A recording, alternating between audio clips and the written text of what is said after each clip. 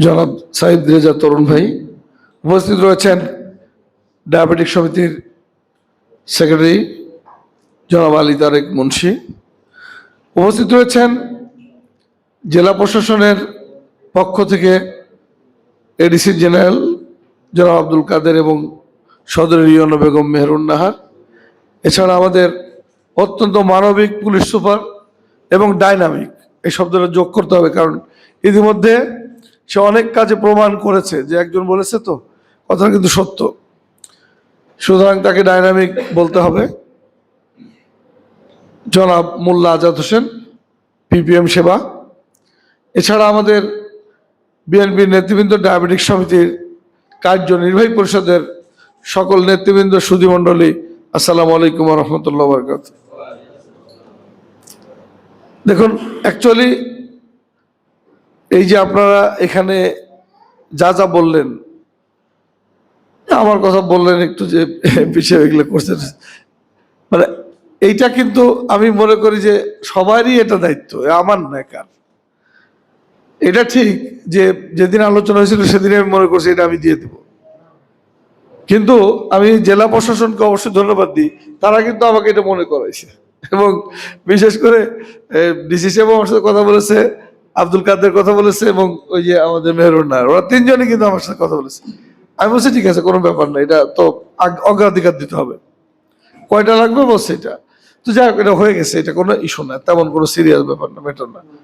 মূলত আমাদের আব্দুল কাদের সাহেব, যিনি এডিসি জেনারেল, উনি অনেকগুলো দাবি দেওয়ার কথা বলেছেন। কথাগুলো আসলে এগুলো দরকার, খুব প্রয়োজন।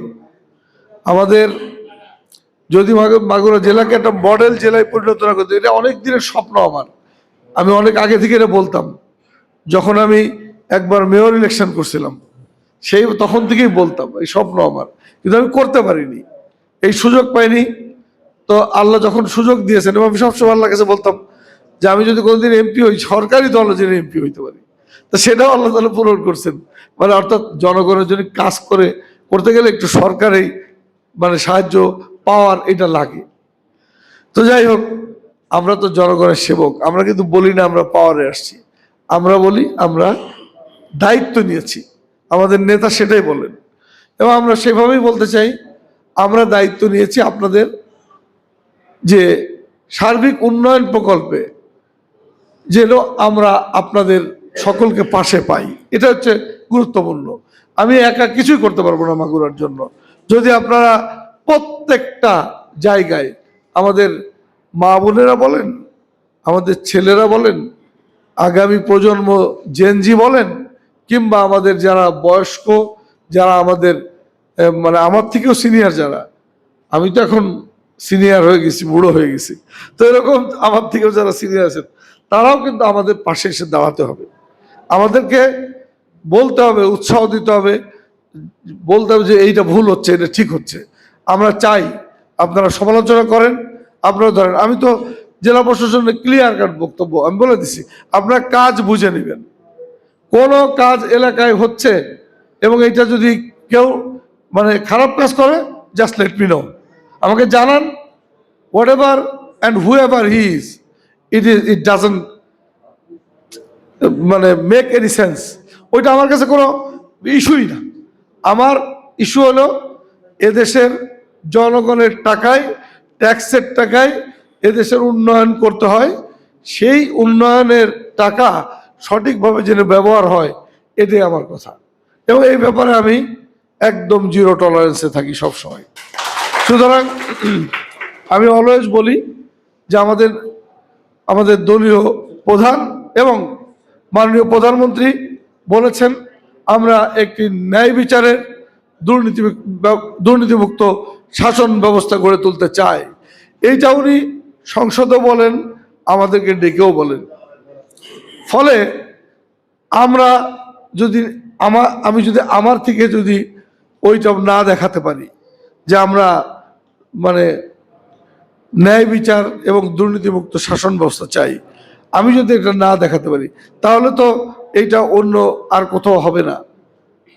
মাছের পচন তো ধরে মাথা থেকে। তখন এখানে মাগুরা জেলায় আপনারা আমার ভোট দিয়ে বানিয়েছেন, যারা ভোট দিয়েছেন আর দেননি, এটাও কোনো ম্যাটার করে না। দিন শেষে তো আমি আপনাদের এমপি, আপনাদের প্রতিনিধি, তাহলে আমি আপনাদের জন্য কাজ করব, এইটাই তো স্বাভাবিক। কিন্তু এই কাজটা করার জন্য আমাকে আরো অনেক কাজ করতে হবে, অনেক দূর যেতে হবে। আমি আপনাদের মানে সহযোগিতা চাই। কারণ দেখেন, আমার অনেক প্ল্যান আছে, ইতিমধ্যে যেসব কথা বলেছে এগুলো নিয়ে কিন্তু আমি অনেক দূর এগোচ্ছি। এই ডায়াবেটিক হসপিটাল আমি বহুবার বলেছি অনেক মিটিংয়ে যে এটা অনেক বড় কিছু হইতে পারে, সেটাও করা যাবে, করতে হবে।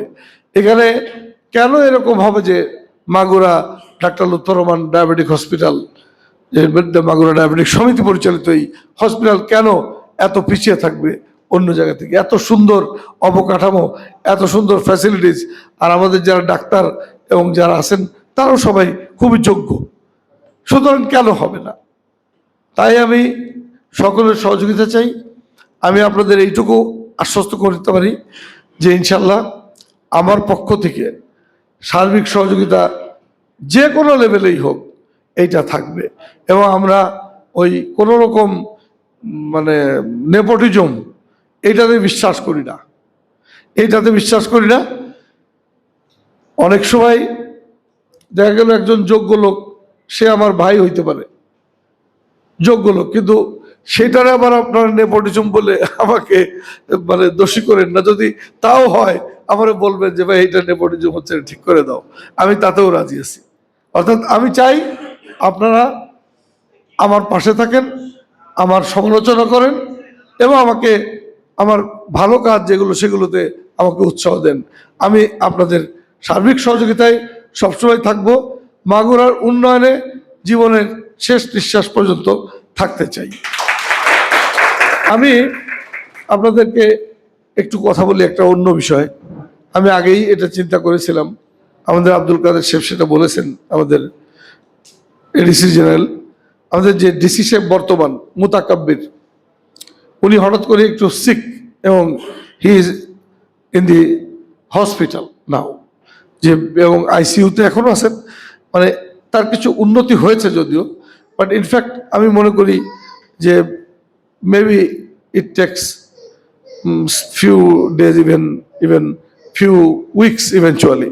তো এরকম একজন মানুষ যিনি ইতিমধ্যেই মাগুরায় এসে, মাগুরায় কিন্তু সব জায়গায় উনি একটা ব্যাপক আলোড়ন তুলেছিলেন। He is a very dynamic person. তো আমার সাথে কিন্তু ওনার দেখা হয়নি, শুধু কথা হয়েছে। আমি এর মধ্যে একটু আমেরিকা কানাডা সফরে ছিলাম, তো ওখানে উনি কিন্তু আমাকে ফোন দিয়েছেন, একাধিকবার আমার সাথে কথা হয়েছে। এবং অত্যন্ত দুঃখের ব্যাপার হলো যে যখন ওনার সাথে আমার কথা হয় রাতে, তার আধা ঘন্টা পরেই আমি খবর পেলাম যে উনি সিক।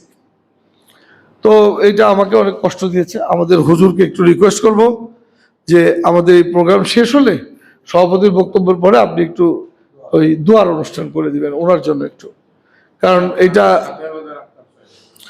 আমাদের আক্তার ভাই অলরেডি আপনারা জানেন, ওনার কিন্তু উনি যেহেতু আমাদের এই হসপিটালেরই সিনিয়র ভাইস প্রেসিডেন্ট এবং উনি অলরেডি ইতিমধ্যেই হসপিটাল ছেড়েছেন, উনি বাসায় আছেন।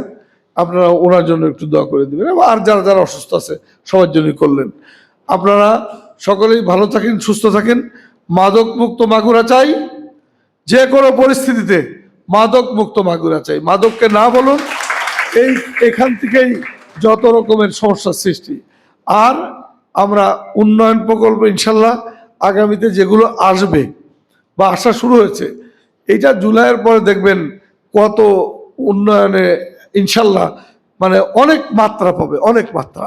তখন মানে একেবারে দৃষ্টিগোচর হবে এই যে কাজ হচ্ছে, উন্নয়নের কাজ। রাস্তাঘাট বলেন, যে কোনো প্রতিষ্ঠান বলেন, সমস্ত বিষয়ে এই সরকার যে বাজেট দিয়েছে, আমার বক্তব্য আছে, আমার এর মধ্যেই বক্তব্য ছিল। আমাকে ফোন করছিল আমাদের চিফ হুইপ মহোদয় যে কই খান সাহেব বক্তৃতা কবে দেবো, তাই বললাম যে 23-24 তারিখের দিকে দেন। এর মধ্যে আবার আমাদের মাননীয় প্রধানমন্ত্রী বিদেশ যাচ্ছেন এবং উনি 26 থেকে আসবেন। সবাই চায় যে প্রধানমন্ত্রী শুনুক তার বক্তব্য। তো যাই হোক, আমার সেই সুযোগ হলে হবে। এর আগে আমি বলেছি, তখন উনি ছিলেন, শুনেছেন। যদি সুযোগ হলো, না হলেও আমি সংসদে আমাদের আরো অনেক বিষয় আছে যেমন মেডিকেল কলেজের কথা আপনারা জানেন, কেউ কেউ আমারে ফোন করছে, ভাই এটা নাকি ঝিনাইদহে চলেছে। বললো যে তোমরা মানে এটা কেন এই কথা আসে? ঝিনাইদহ মেডিকেল কলেজ হইতেই পারে, কক্সবাজারে যদি হয় তো ঝিনাইদহ হবে না কেন? অসুবিধা কি? নড়াইলেও হইতে পারে, হোক। তাই বলে মাগুরাটা বাদ দিয়ে না তো, আমরা মাগুরার লোক তো সব একদম মাগুরা থেকে চলে যাইনি। মাগুরার medical college it is a must. এটা তো অলরেডি আমাদের ছাত্ররা, মেডিকেল কলেজের শিক্ষকরা ছাত্রদের নিয়ে যেভাবে গর্বিত, আমরা ইতিমধ্যেই আমাদের 46টা মেডিকেল কলেজের মধ্যে আমাদের স্থান 25তম। তার মানে কি, দে আর ডুইং ভেরি ওয়েল। এবং ইতিমধ্যেই মেডিকেল কলেজের অনেকগুলো ছাত্র তারা হায়ার এডুকেশনের জন্য তারা কিন্তু অলরেডি চান্স পেয়েছে। এটা আমাদের জন্য অনেক বড় খবর। সুতরাং এই মেডিকেল কলেজ চলে যাবে অন্য জায়গায়, আর আমরা এখানে বসে বসে দেখবো, এটা তো হতে পারে না। সুযোগ নেই কোনো, ইনশাল্লাহ কোনো সুযোগ নেই। এগুলো নিয়ে আপনারা ভাবেনই না, এগুলো অনেক দূর এগিয়েছে, কাজ চলছে। আমরা এই সংসদ চলাকালীন মধ্যেই ইনশাল্লাহ আমি এর একটা রেজাল্ট দিতে পারবো বলে আমি বিশ্বাস করি। আমাদের টোটাল এই যে পৌরসভা যে সেবাটা, এই যে কথা, পানি নেই, বিদ্যুৎ নেই, মানে এরকম হওয়ার কথা না। অ্যাকচুয়ালি জনপ্রতিনিধি না থাকলেও যেন একটা সমস্যা, থাকলেও সমস্যা। অনেক সময় জনপ্রতিনিধি থাকলে যদি সেই জনপ্রতিনিধি যোগ্য না হয়, কাজ না করে, তাহলে ওটা সমস্যা। আর যদি যোগ্য জনপ্রতিনিধি হয় এবং কাজ করতে চায়, তাহলে কিন্তু দেখবেন এই পৌরসভা এ গ্রেডের একটা পৌরসভা, ইতিমধ্যে জানি কোনটা দেখলাম 2-3টা বি গ্রেডে নামাই দিছে। তা আমাদের যে অবস্থা, এটা তো দুঃখজনক। কোন সময় না জানি আমাদেরকে এই অবস্থা করে ফেলে। ফলে আমাদের এই পৌরসভাকে সত্যিকার অর্থে একটি বাসযোগ্য, মানে সমস্ত রকমের সুন্দর যে সেবা, এই সেবা যাতে সবাই পায়, এমন একটি পৌরসভায় আমরা একটি মডেল পৌরসভা ইনশাল্লাহ করব। এটা আমার অনেক দিনের ইচ্ছা। সেটা করার জন্য আমরা হয়তোবা আমাদের একটু ওই যে আগামী নির্বাচনে একজন যোগ্য জনপ্রতিনিধি হওয়া ছাড়া এটা আসলে করা ভেরি ডিফিকাল্ট হবে। এই জন্য আপনারা একটু সেই দিকটাও খেয়াল রাখবেন। যেমন আমাদের আব্দুল কাদের সাহেব ছিলেন, উনি সবসময় যে কোনো ব্যাপারে পরামর্শ নিতেন। তো এখনো একজন আছেন, উনি খুবই ভদ্রলোক, তো উনি আবার একটু চুপচাপ টাইপের আর কি। এখন বোঝা যাচ্ছে যে আসলে জনপ্রতিনিধি লাগবে, তাছাড়া এটা হবে না। ঠিক আছে, তো নির্বাচন মনে হয় খুব বেশি দেরিও নেই, অলরেডি আগস্ট সেপ্টেম্বর এই নির্বাচনের এরকম একটা কথা শুনলাম ঢাকা থেকে।